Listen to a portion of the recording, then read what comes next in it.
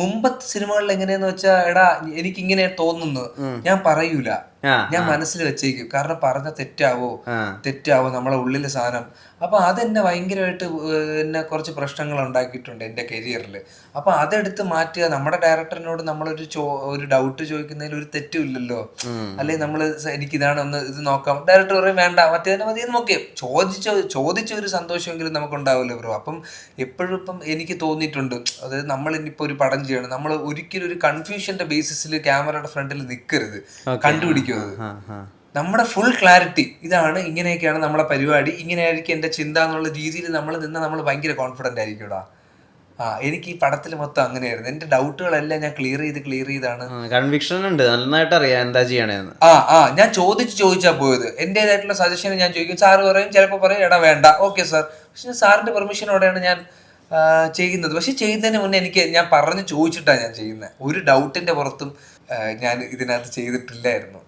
ഈ 9 വർഷത്തെ കണക്കുണ്ടല്ലോ, ഈ ഈ 9 വർഷത്തിൽ ആദ്യത്തെ 1-2 വർഷങ്ങളിൽ നമുക്കതൊരു എൻജോയ്മെൻ്റ് ഉണ്ടാവും, ഒരു ഫണ്ണുണ്ടായിരിക്കും. പിന്നെ അതൊരു 2-3 വർഷം കൂടി കഴിയുമ്പോഴേക്കും ചിലപ്പോൾ നമ്മുടെ കൂടെയുള്ള കണ്ടംപററീസ് സെറ്റിലാവുമ്പോൾ ഉണ്ടാവുന്നൊരു വിഷമമുണ്ട്. അത് കഴിഞ്ഞിട്ട് നമുക്കൊരു ബ്രേക്ക് കിട്ടുന്നു. പിന്നെ ബ്രേക്ക് കിട്ടാത്ത, അതായത് ഓഫർ കിട്ടാത്ത ഒരു അവസ്ഥയുണ്ടല്ലോ, ഈ മരുഭൂമിയിലെ മഴ പോലെ എപ്പോഴെങ്കിലും ഒരു സിനിമ വരുന്നൊരു അവസ്ഥയുണ്ടല്ലോ. അത് വളരെ ടഫാണ്. കാരണം വൺസ് നമ്മൾ എസ്റ്റാബ്ലിഷ് ആവുകയും ചെയ്തു, എന്നാൽ അവസരം കിട്ടുന്നുമില്ല. ഈ നിലനിന്ന് പോകുന്നതിൻ്റെ ഒരു സ്ട്രഗിൾ ഉണ്ടല്ലോ, കിങ്ഡം വരെയുള്ളത്. അത് എങ്ങനെയാ കടന്നുപോയത്? നീ പറഞ്ഞ പോലെ കറക്റ്റ് അതാ. അതായത് ആദ്യത്തെ 2 കൊല്ലം ഞാൻ ബാക്ക്ഗ്രൗണ്ട് ആർട്ടിസ്റ്റ് ആയിട്ടാണെങ്കിൽ പോലും ഭയങ്കര എക്സൈറ്റ്മെന്റ് നമ്മുടെ ഉള്ളിലുണ്ടാവും. മനസ്സിലായല്ലോ. പിന്നെ പതുക്കെ നമുക്കൊരു ഇത് കിട്ടും. ഇപ്പൊ നായകൻ വന്നപ്പം അത്യാവശ്യം നല്ലൊരു ഇത് നമുക്ക് കിട്ടി, റെക്കഗ്നിഷൻ കിട്ടി, ആൾക്കാർ ഫോട്ടോ എടുത്ത് തുടങ്ങി. അപ്പൊ നമ്മളെ ഉള്ളിലൊരു പ്രതീക്ഷ ഉണ്ടല്ലോ, നമ്മള് ഓക്കെ നമ്മൾ വേറൊരു രീതിയിൽ നമ്മൾ ലോഞ്ച് ആകും, വേറൊരു രീതിയിൽ വരും.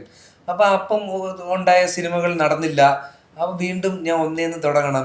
ഇതിന്റെ മേളിലുള്ള ഏറ്റവും വലിയ ബാഗേജ് എന്താന്ന് വെച്ചാൽ വീട്ടുകാരെ നമുക്ക് നോക്കണം.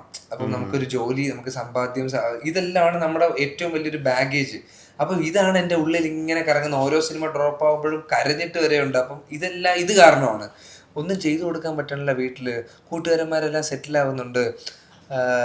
അപ്പം നമുക്ക് സിനിമ എന്ന് പറഞ്ഞുകൊണ്ടിരിക്കുന്നതാണ്. പക്ഷെ സ്റ്റിൽ വീട്ടിൽ നിന്ന് അങ്ങനെ ഒരു 2 കൊല്ലം കൊറോണ കൊണ്ടുപോയി. വേറൊന്നും ചെയ്യാനും പറ്റിയില്ല. അപ്പം വീട്ടിൽ നിന്ന് അങ്ങനത്തെ ഒരു പ്രഷർ ഇല്ലായിരുന്നല്ലോ. അതുകൊണ്ടാണ് ഞാൻ സിനിമയിൽ നിന്നത്. വീട്ടിൽ നിന്നൊന്നും ഇല്ലായിരുന്നു. വീട്ടിൽ ഭയങ്കര സപ്പോർട്ടീവ് ആയിരുന്നു. ഞാൻ എൻ്റെ അറിവിൽ ഒരു 27-28 വയസ്സ് വരെ ഞാൻ എൻ്റെ വീട്ടിൽ നിന്ന് എനിക്ക് അമ്മയും അച്ഛനും തരുന്നതാണ് എൻ്റെ പൈസ. എവിടെയെങ്കിലും യാത്ര ചെയ്യാൻ പോകുമ്പോൾ പോലും ഇവർ തരുന്നതാണ് എൻ്റെ പൈസ. അപ്പം എനിക്കതിലൊരു പ്രശ്നവും ഇല്ല. കാരണം ഇവരെനിക്ക് തരുന്നത് ഞാൻ അവർക്ക് കൊടുക്കുന്നത് അച്ഛനും മോനും അല്ലേ, വേറെ ആരെങ്കിലും പൈസ ഒന്നും അല്ലല്ലോ ഞാൻ എടുത്തുകൊണ്ട് പോകുന്നത്.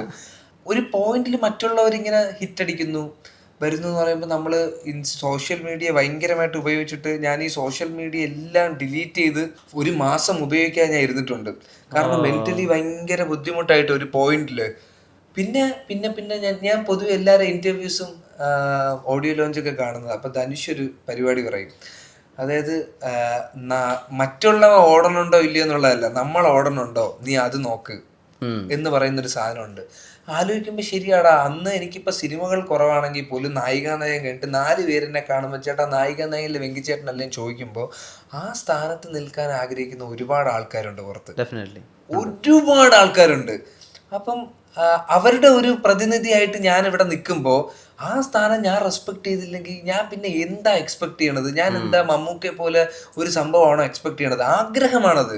പക്ഷെ ഈ ഇരിക്കുന്ന സാധനം, ഇതല്ല, ഇതെനിക്ക് വേണ്ട, ഇതെനിക്ക് അല്ല, എനിക്കൊരു 1 ലക്ഷം, ഇനി 1 മില്യൺ ഫോളോവേഴ്സ് വേണം. എനിക്കിപ്പോൾ ഉള്ള ഫോളോവേഴ്സിൽ ഞാൻ ഹാപ്പിയാ. അതല്ലാതെ പക്ഷെ ഇപ്പം 100 ഉള്ളൂ കേട്ടാ, 1 മില്യൺ വേണമെന്ന് പറഞ്ഞാൽ എൻ്റെ ജീവിതം മൊത്തം എനിക്കിതാ വിഷമിക്കാനും സങ്കടപ്പെടേണ്ടേ വരുള്ളൂ. പക്ഷെ എനിക്ക് ഈ ഒരു ഒറ്റ ഓഡിയോ ലോഞ്ച് ആണെന്ന് എന്നെ ഓക്കെ ഇങ്ങനെ എന്തിനാലോചിക്കുന്നത്? ഞാൻ ഇരിക്കുന്ന സ്ഥലം, ഞാൻ ഓടുന്നുണ്ടോ? പടമുണ്ട്, വർഷത്തിലൊരിക്കലേ ഉള്ളൂ, അല്ലെങ്കിൽ 1.5 വർഷത്തിലൊരിക്കലേ ഉള്ളൂ, പടം ഞാൻ ചെയ്യുന്നുണ്ട്. വഴി പോകുമ്പോൾ ആൾക്കാർ എൻ്റെ ഫോട്ടോ എടുക്കുന്നുണ്ട്, വെങ്കിച്ചേട്ടനല്ലേ എന്നുള്ള രീതിയിൽ പറയുന്നുണ്ട്. എൻ്റെ വീട്ടുകാരെ ഹാപ്പിയാണ്. അപ്പം ഇത് ഞാൻ എൻജോയ് ചെയ്തില്ലെങ്കിൽ എടാ ഞാൻ ഇതിനോട് ചെയ്യുന്ന ഒരു ഭയങ്കര അനീതിയായിപ്പോ. ഇത്രയും നിനക്ക് കിട്ടിയിട്ടും നിനക്ക് ഇതുപോലും വേണ്ടാത്ത ഒരു അമിത അത്യാഗ്രഹം എന്നൊക്കെ നമ്മൾ പറയൂലേ, ആ ഒരു സംഭവമായിപ്പോ. അത് വൺസ് എനിക്കത് റിയലൈസേഷൻ കിട്ടിയതിനു ശേഷം എനിക്ക് അങ്ങനത്തെ കൂടെ ഉള്ളവരുടെ പടം ഹിറ്റായ സന്തോഷം, എന്റെ പടം എന്തെങ്കിലും ഹിറ്റാവും, ഞാൻ ഓടുന്നുണ്ട്, എനിക്ക് പടങ്ങളുണ്ട്, ഞാൻ പടം നടന്നുകൊണ്ടിരിക്കുക. ഇപ്പം എന്താ കിങ്ഡം, എനിക്ക് ഇത്രയും കോള് വരുന്നു, സ്ക്രിപ്റ്റ് വരുന്നു, ഞാനിത് എൻജോയ് ചെയ്യുന്നുണ്ട്, എനിക്ക് ഇനി ഇത് വേണം. പക്ഷെ ഇപ്പോൾ ഇരിക്കുന്ന ഇതിൽ ഞാൻ ഹാപ്പിയാണ്. ഇനി എന്തെങ്കിലും ഒരു കിടിലം പരിപാടി എനിക്ക് വരും, ഞാൻ ചെയ്യും, അടുത്തടുത്ത ലെവലിൽ പോകും. ഇതേപോലത്തെ ചെറിയ കാര്യങ്ങളിൽ വരെയും എക്സൈറ്റ്മെന്റ് എനിക്ക് ജീവിതകാലം മൊത്തം കണ്ടെത്തണം എന്ന് ആഗ്രഹിക്കുന്ന ഒരു വ്യക്തിയാണ് ഞാൻ. അത് പൊളിഞ്ഞു പോകാതെ നോക്കണം എന്നുള്ളതാണ്. നീ നേരത്തെ പറഞ്ഞ പോലെ ആ 2 വർഷം എനിക്കുണ്ടായ എക്സൈറ്റ്മെന്റ് ഒരു സമയത്ത് പോയിട്ടുണ്ട്. ഒരു സീൻ കിട്ടുമ്പോൾ, ഒരു ഡയലോഗ് കിട്ടുമ്പോൾ, ഒരു ക്ലോസ് കിട്ടുമ്പോൾ ആ എക്സൈറ്റ്മെന്റ് പോയിട്ടുണ്ട്. അതെനിക്ക് തിരിച്ചു വന്നു. അതെനിക്ക് കിങ്ഡത്തിൽ ഉടനീളം ഉണ്ടായിരുന്നു. എനിക്ക് ഒരു ക്ലോസ് കിട്ടുമ്പോൾ പോലും ഐ വാസ് വെരി എക്സൈറ്റഡ്. ഞാൻ ഭയങ്കര എക്സൈറ്റഡ്. ഓരോ ഡയലോഗ് കിട്ടുമ്പോൾ, ഓരോ സീൻ കിട്ടുമ്പോൾ സൂപ്പറാ.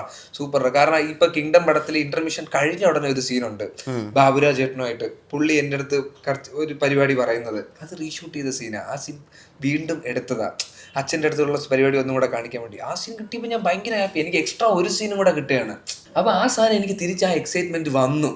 ഞാൻ അതിൽ ഭയങ്കര ഹാപ്പി. എനിക്ക് ചെറിയ കാര്യങ്ങളിലും വലിയ കാര്യങ്ങളിലും എക്സൈറ്റ്മെന്റ് കണ്ടെത്തുന്ന ഒരു വ്യക്തിയാണ് ഞാൻ. ഇതേ സമയം എന്തെങ്കിലും മോശമായിട്ട് വരുമ്പോഴത്തേക്ക് ശരി, നമുക്ക് വിഷമം ഉണ്ടാവും. പക്ഷേ ഞാനിപ്പോൾ നിൽക്കുന്ന സ്റ്റേജ് ഓർത്ത് ഞാൻ സന്തോഷിക്കുന്നു. എന്ത് വിഷമം വന്നാലും ശരി, ഓക്കെ, വീട്ടുകാർ ഹാപ്പിയാണ്, എനിക്ക് സാമ്പത്തികമായിട്ട് എനിക്ക് കുറച്ച് പൈസ കിട്ടുന്നുണ്ട്, എൻ്റെ ആഗ്രഹങ്ങൾ നടന്നു പോകുന്നുണ്ട്. അപ്പോൾ ഇതിനകത്ത് എന്ത് നെഗറ്റീവായിട്ടുള്ള കാര്യം വന്നാലും നമ്മൾ ആലോചിക്കുമല്ലോ. എടാ ഇത് ആലോചിക്കുക, ഇങ്ങനെ ആലോചിക്കുന്നു സ്വയം പറഞ്ഞ് ഞാൻ തന്നെയാണ് എൻ്റെ കൗൺസിലിങ്ങും എൻ്റെ തെറാപ്പിയും ഇതും പരിപാടിയും എല്ലാം. സ്വയം ഭയങ്കര ഇഷ്ടമാണല്ലേ? ഭയങ്കര ഇഷ്ടമാണ് എനിക്ക് എന്നെ. ഒരു പോയിന്റിൽ എനിക്ക് ഒരു സമയത്ത് എൻ്റെ ശബ്ദം എനിക്ക് ഇഷ്ടമല്ലായിരുന്നു. എനിക്ക് കുറച്ചും കൂടെ ബേസ് വോയിസ് വേണം. അപ്പം ഞാൻ ഡബ് ചെയ്യുമ്പോൾ പോലും എവിടെ പോകുന്നത്. അപ്പം ഇങ്ങനത്തെ ഇതൊക്കെ എന്നെ ബാധിച്ചിട്ടുണ്ട്. എന്റെ ഡ്രസ്സിങ്ങും എല്ലാം എന്നെ ബാധിച്ചിട്ടുണ്ട്. അപ്പം ഞാൻ എന്നെ ഇഷ്ടപ്പെട്ടില്ലെങ്കിൽ വേറെ ആരുടാ എന്നെ ഇഷ്ടപ്പെടുന്നത്? എനിക്ക് ഫസ്റ്റ് എന്നെയല്ലേ ഞാൻ ഇഷ്ടപ്പെടേണ്ടത്. അത് ഞാൻ റിയലൈസ് ചെയ്തു. അപ്പം അതിനുശേഷം ഞാൻ ഇനി ലുങ്കിയിട്ട് പുറത്തിറങ്ങിയാൽ എൻ്റെ ഡ്രസ്സിൽ ഞാൻ ഹാപ്പിയാ. ഞാൻ അതിട്ടിറങ്ങിയാലും ഞാൻ ഹാപ്പിയാ. എനിക്കൊരു അതൊന്നുമില്ല, ഞാൻ ഹാപ്പിയാ. എൻ്റെ ഉള്ളിൽ ഞാൻ അത്രയും കോൺഫിഡൻ്റ്. എനിക്ക് എന്ത് ഡ്രസ്സ് തന്നാലും ഞാൻ കോൺഫിഡൻ്റാ. കാരണം ഡ്രസ്സിലും ഒന്നുമില്ല, നമ്മുടെ കോൺഫിഡൻസിലാണ് അൾട്ടിമേറ്റ് തിങ്. അതില്ലാതെ നമ്മളിപ്പോൾ ഒരു സ്ഥലത്ത് വന്നിട്ട് നമ്മളിങ്ങനെ നിന്നോണ്ടിരുന്ന ക്യാമറ അത് കണ്ടുപിടിക്കും. പിന്നെ നമ്മളൊരു സീൻ ചെയ്യാണ്, നമുക്കൊരു ഐഡിയ ഇല്ല, നമ്മൾ ചെയ്ത കണ്ടുപിടിക്കും. ഉറപ്പായിട്ട് ആൾക്കാർ എന്തോ ഒപ്പിക്കുകയാണ് എന്നുള്ള സാധനം മനസ്സിലാവും. നമ്മൾ എത്രത്തോളം റിയലായിട്ട് ജെന്യുവനായിട്ട് നിൽക്കുകയാണോ അത്രയും നല്ലതാ. ഫഹദ്ക്ക ഒരു ഇന്റർവ്യൂവിൽ പറഞ്ഞ കേസാ, ക്യാമറയുടെ മുമ്പിൽ ജെന്യുവനായിട്ട് നിൽക്കുക. അതെ, അവിടെ എല്ലാം പിടിക്കും. അതൊക്കെയാണടാ എൻ്റെ ഒരു റിയലൈസേഷൻ. ഇത് ക്യാമറയുടെ പുറത്ത് നമ്മളൊരു സീൻ നമുക്ക് കൃത്യമായിട്ട് മനസ്സിലായിട്ടില്ലെങ്കിൽ പിന്നെ ഈ കയ്യും കാലും പോലെ നമുക്ക് എന്താ ചെയ്യേണ്ടത് ഒന്നും കിട്ടൂല. നമ്മൾ എന്തെങ്കിലും ചെയ്യും. നമ്മളിപ്പോ വെറുതെ നിൽക്കുന്നു, നമ്മൾ വെറുതെ സംസാരിച്ചുകൊണ്ടിരിക്കുന്നു. അപ്പം ഇതിനു മുമ്പേ നമ്മളൊരു കോൺഷ്യസ്നെസ് എന്ന് വെച്ചാൽ കൈ ഉപയോഗിക്കുക. അപ്പൊ നമ്മളിങ്ങനെ കേട്ടിട്ട് നമ്മളിങ്ങനെ വയ്ക്കുന്നു. ഇതെല്ലാം നമ്മൾ റിയൽ ലൈഫിൽ ഇങ്ങനെ ചെയ്യുമോ? ഇല്ല. നമ്മളിങ്ങനെ കേട്ടോണ്ടിരിക്കും. ചിലപ്പോൾ നമ്മളിങ്ങനെ ചാരി നമ്മൾ നിൽക്കും, ഇങ്ങനെ കേട്ടോണ്ടിരിക്കും. നമ്മളിങ്ങനെ കേട്ട് വല്ലപ്പോഴും വല്ലതും വന്ന ഇങ്ങനെ വല്ലതും വന്നാലേ പോവുള്ളൂ. അപ്പൊ ഇതെല്ലാം എന്റെ റിയലൈസേഷനാ. പണ്ട് നമ്മൾ ഇതിന് വേണ്ടി ചെയ്യും. റിയാക്ഷൻ ആണല്ലോ മെയിൻ. ഡയലോഗ് പറയുന്നതിനേക്കാളും നമ്മൾ ഒരാൾ പറയുമ്പോൾ നമ്മൾ റിയാക്ട് ചെയ്തുകൊണ്ടിരിക്കും. റിയാക്ട് ചെയ്യുമ്പോൾ ഇത് ഓവറാ, ഇതെനിക്ക് മനസ്സിലായി. നമ്മൾ ഓക്കെ നോക്കാം നമുക്ക് ഇങ്ങനെ നമ്മൾ തലയാട്ടിക്കൊണ്ടിരുന്നാ മതി, അത്രയും മതി. ഇതെല്ലാം എനിക്ക് ഈ ഇന്റർവ്യൂവും ഇവരൊക്കെ ഇപ്പം ഫഹദൊക്കെ ആണെങ്കിലും അർജുൻ അശോകനാണെങ്കിലും ഷർഫുദ്ദീൻ ആണെങ്കിലും ഇവരുടെയൊക്കെ ഓരോ റിയാക്ഷനും കാര്യങ്ങളൊക്കെ ഇവരൊക്കെ ഭയങ്കര സട്ടിലായിട്ടാണ് ചെയ്യുന്നത്. സ്റ്റാൻഡപ്പ് ഒക്കെ ഞാൻ ചെയ്യുമ്പോൾ അർജുൻ്റെ അടുത്ത് ഞാൻ ചോദിച്ചിട്ടുണ്ട്. അവൻ ഇങ്ങനെ ഓരോ ഡയലോഗ് പറയുമ്പോൾ അവൻ ഭയങ്കര സിമ്പിൾ ആയിട്ടാണ് പറയുന്നത്. ഞാൻ ഭയങ്കര എഫേർട്ട് എടുത്ത് ഭയങ്കര പരിപാടിയിൽ അതിന്റെ ആവശ്യമില്ല. അഭിനയിക്കുകയാണ്, അഭിനയിക്കുകയാണ്. അതിന്റെ ആവശ്യമില്ല.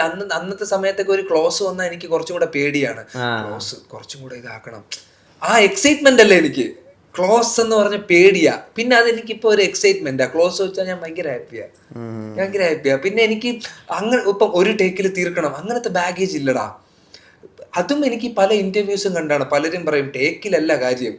നമ്മളിപ്പം ഡയറക്ടർ പെർഫെക്ഷന് വേണ്ടിയിട്ടാണ് ഓരോ ടേക്കും പറയുന്നത്. അപ്പം നമ്മൾ അതിൽ ഉടഞ്ഞു പോവാതെ നമ്മൾ കേട്ട് പരിപാടി ചെയ്ത് അൾട്ടിമേറ്റ്ലി ഫൈനൽ ടേക്ക്. പണ്ട് ആക്ടേഴ്സിന് ഒരു റെസ്യൂം ബിൽഡിംഗ് പോലെ ഒരു പരിപാടി ഉണ്ടായിരുന്നു. അത് ഈവൻ സിംഗിൾ ടേക്ക് ആർട്ടിസ്റ്റാ. അത് നമ്മൾ അഭിനയിക്കാൻ വരുമ്പോഴും ആളുകൾ പറയാം അയാളുടെ സിംഗിൾ ടേക്കിലല്ല.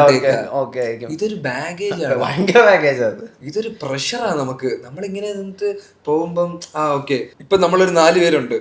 ഞാനിപ്പോ ഫസ്റ്റ് ടേക്കിൽ ഓക്കെ ആയി. അപ്പൊ ഒരു പറഞ്ഞിട്ട് എടാ അവൻ ഫസ്റ്റ് ടേക്കിൽ ഓക്കെ ആക്കും, നമുക്ക് അവനെ റെഡിയാക്കാം എന്ന് പറയുമ്പോ ബാക്കിയുള്ളവരും അതിന് വേണ്ടിയിട്ട് പ്രഷർ ചെയ്യും, ഫസ്റ്റ് ടേക്ക് അത് പാളും. ഈ പ്രഷർ വന്നാല് പാളും. അതെനിക്ക് ഇത്രയും പടത്തിലല്ല, എനിക്ക് റിബൽ തൊട്ടാണ് ഞാൻ മനസ്സിലാക്കിയത്.